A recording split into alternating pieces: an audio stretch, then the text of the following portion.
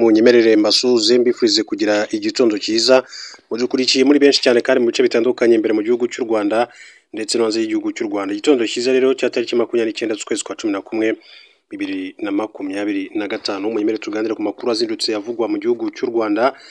Amakuru rero agiye kugaruka ku ngingo z'ingenzi zitandukanye, ariko cyane cyane tugiye kwibanda rero ku itangazo ry'inama y'abaminisitiri yateranye ku munsi w'ejo yayobowe n'umukuru w'igihugu cy'u Rwanda Paul Kagame. Ni itangazo rinakubiyemo impinduka nyinshi cyane zakozwe n'umukuru w'igihugu cy'u Rwanda, ariko kandi tubanza tunarebera hamwe ibyagiye bindi biganirwaho ku munsi w'ejo. Ku wa gatanu tariki ya 28 Ugushyingo 2025, inama y'abaminisitiri ikaba yarateranye muri village Urugwiro, ibiro by'umukuru w'igihugu cy'u Rwanda, iyobowe na nyakubahwa Perezida Paul Kagame w'u Rwanda. Iyi nama y'abaminisitiri rero yagejejweho uburyo bushya bwo gutwara abagenzi mu mujyi wa Kigali buzafasha abagenzi gukora ingendo zihuse, zizewe kandi zirengera ibidukikije. Ubu buryo rero buzagezwa no mu yindi mijyi itandukanye y'u Rwanda.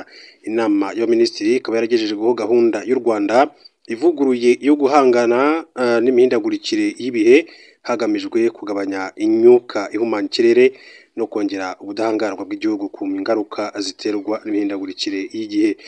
Inama y'abaminisitiri kandi yemeje amasezerano y'ubufatanye hagati ya guverinoma y'u Rwanda na Aigle Onco Care Center Limited yo gushyiraho serivisi z'ubuvuzi bwifashisha ingufu za nucleaire mu kigo cy'igihugu cy'ubuvuzi bwa cancer.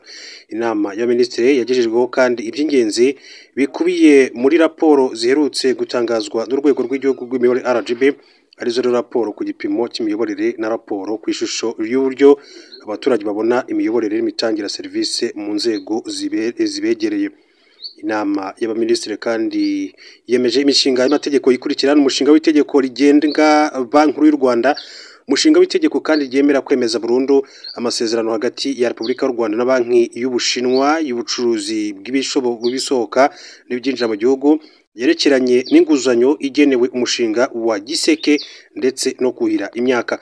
Imishinga y'amategeko yemerera kwemeza burundu amasezerano hagati ya Agence Française de Développement na Repubulika y'u Rwanda yerekeranye n'impano hamwe n'inguzanyo zigenewe umushinga wo guteza imbere amashuri y'imyuga n'ubumenyingiro hagamijwe impinduka. Umushinga w'itegeko ryemera kwemeza burundu amasezerano hagati ya Repubulika y'u Rwanda na Instituto de Crédito Official yerekeranye n'inguzanyo igenewe umushinga wo guteza imbere umuco w'ihiganwa ku bacuruzi bato bagemura rero mu mahanga ibikomoka ku buhinzi. Hanyuma rero inama y'abaminisitiri kandi yemeje umushinga w'itegeko ryemerera kwemeza burundu amasezerano hagati ya Repubulika y'u Rwanda n'ikigega cya Abu Dhabi gitsura amajyambere yerekeranye n'inguzanyo igenewe kwagura uburyo bwo gutwara ndetse no gukwirakwiza amazi y'uruganda rwa Karenge. Hanyuma umushinga w'itegeko yemera kwemeza burundu amasezerano hagati ya Repubulika y'u Rwanda na Banki y'Abarabu itsura amajyambere mu bukungu muri Afurika yerekeranye n'inguzanyo igenewe kwagura uburyo bwo gutwara ndetse no gukwirakwiza amazi y'uruganda rwa Karenge. Umushinga w'itegeko ryemera kwemeza burundu ihindurwa ry'amasezerano yo ku itariki ya 17 Ukuboza 2021 hagati ya Repubulika y'u Rwanda n'ikigega mpuzamahanga kigamije guteza imbere ubuhinzi yerekeranye n'impano y'inyongera igenewe umushinga wo kuhira ndetse no gucunga neza ibishanga bya Kayonza icyiciro cya kabiri. Umushinga w'itegeko ryemera kwemeza burundu amasezerano hagati ya Repubulika y'u Rwanda na Banki mpuzamahanga y'iterambere ihagarariye ikigega gishinzwe ibidukikije ku isi yerekeranye n'impano igenewe gusubiranya urusobe rw'ibinyabuzima mu mushinga w'umuhora wa Nyungwe Ruhango. Umushinga w'itegeko ryemera kwemeza burundu ihindurwa ry'amasezerano y'inguzanyo yo kuwa 22 Mutarama 2024 hagati ya guverinoma y'u Rwanda nk'uko amakuru abivuga, hagati ya Repubulika y'u Rwanda ndetse n'ikigega mpuzamahanga kigamije guteza imbere ubuhinzi yerekeranye n'inguzanyo z'inyongera. Iya mbere n'iya kabiri zigenewe umushinga wo guteza imbere umukamo w'amata mu Rwanda icyiciro cya kabiri. Hanyuma rero harimo kandi umushinga w'itegeko ryemera kwemeza burundu amasezerano hagati ya guverinoma y'u Rwanda na guverinoma y'intara yihariye ya Hong Kong na Repubulika ya Rubanda y'Ubushinwa yo guca burundu gusoresha kabiri ku byerekeye rero imisoro ku musaruro w'ikumira ry'inyerezwa ry'umusoro.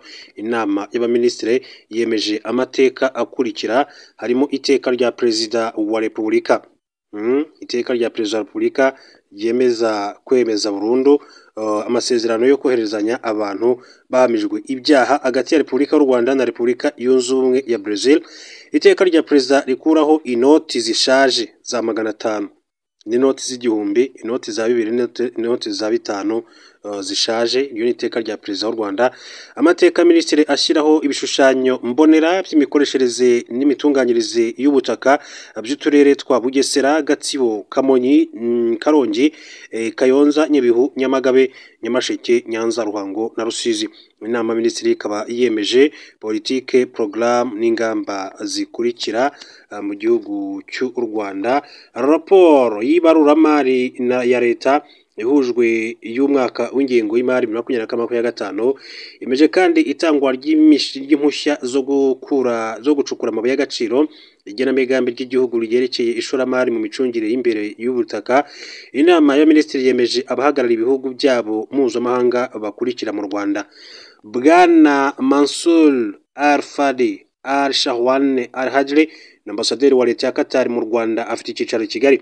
Bwana Mokiemo Jean Felix, ambasaderi wa Repubulika ya Kongo mu Rwanda, afite icyicaro i Kigali mu Rwanda. Bwana Jules Tseruti, ambasaderi w'Ubusuwisi mu Rwanda, afite icyicaro i Kigali mu Rwanda. Dr Jeffrey Pulicino Uriando, ambasaderi wa Repubulika ya Malta mu Rwanda, afite icyicaro Addis Ababa muri Ethiopia. Madamu Paloma Sela Robles, ambasaderi w'ubwami bwa Espagne mu Rwanda, afite icyicaro i Dar es Salaam mu gihugu cya Tanzania. Madamu Catherine Nyirhati, ambasaderi wa Hongiriya mu Rwanda, afite icyicaro i Nairobi mu gihugu cya Kenya. Bwana Shilanjibu Sarke, ni ambasaderi wa Repubulika ya Rwanda ya Bangladesh mu Rwanda, afite icyicaro i Nairobi mu gihugu cya Kenya. Bwana Kenji Fukuoka, ni uhagarariye inyungu z'u Rwanda, Honorable Council muri Kansai mu Buyapani.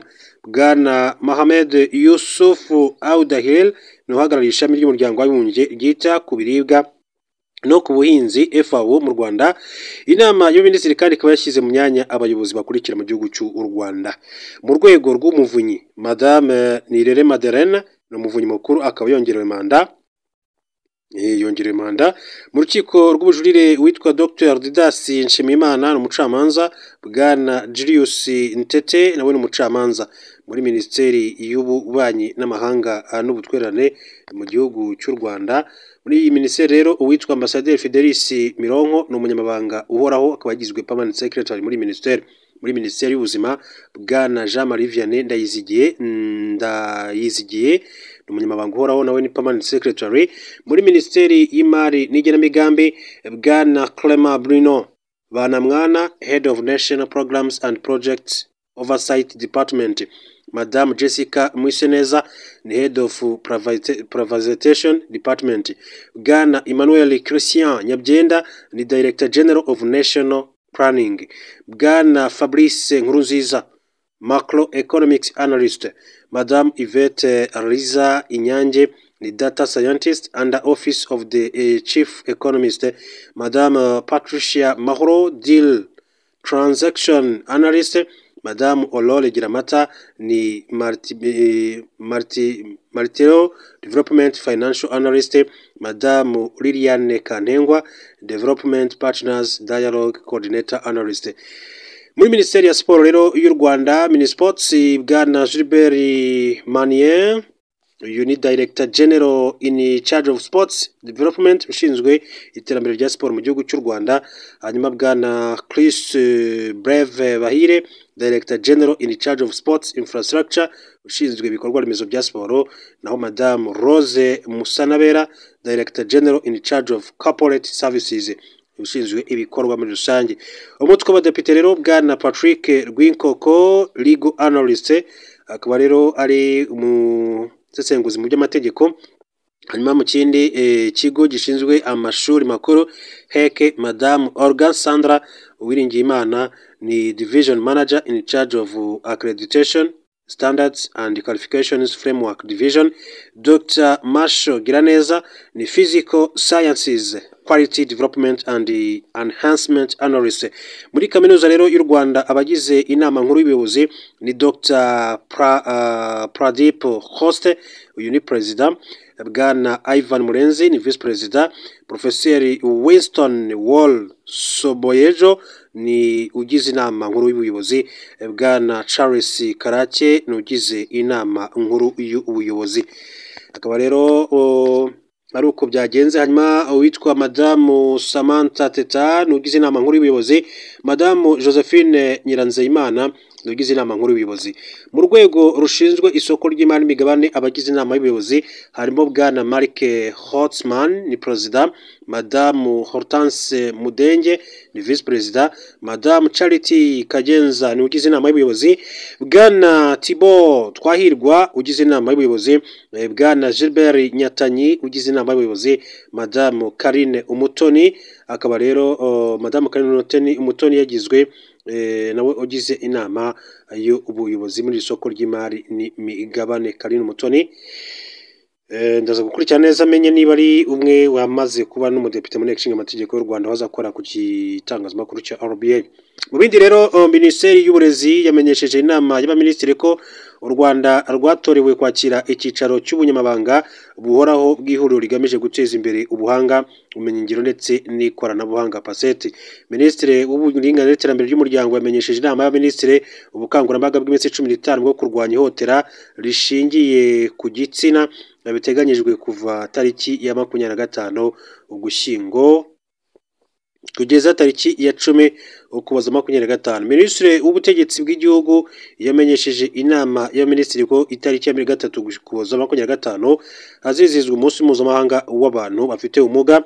Minisitiri muri Perezidansi ya Repubulika y'u Rwanda yamenyesheje inama y'abaminisitiri ko ku itariki ya 9 Ukuboza 25 hazizihizwa umunsi mpuzamahanga wo kurwanya ruswa. Minisitiri w'Imari n'Igenamigambi y'u Rwanda yamenyesheje inama y'abaminisitiri ko ku itariki ya 12 Ukuboza 2025 hazizihizwa umunsi ngarukamwaka wo gushimira abasora mu Rwanda. Bikorewe i Kigali itariki 28 Ugushyingo 2025 mu izina rya Perezida wa Repubulika y'u Rwanda Paul Kagame. Dr. Justin Nsengiyumva Minisitiri w'Intebe niwe washyize umukono kuri iri tangazo ry'ibyemezo by'inama y'abaminisitiri. Reka rero mbashimire cyane, mbifurize gukomeza kugira ibihe byiza.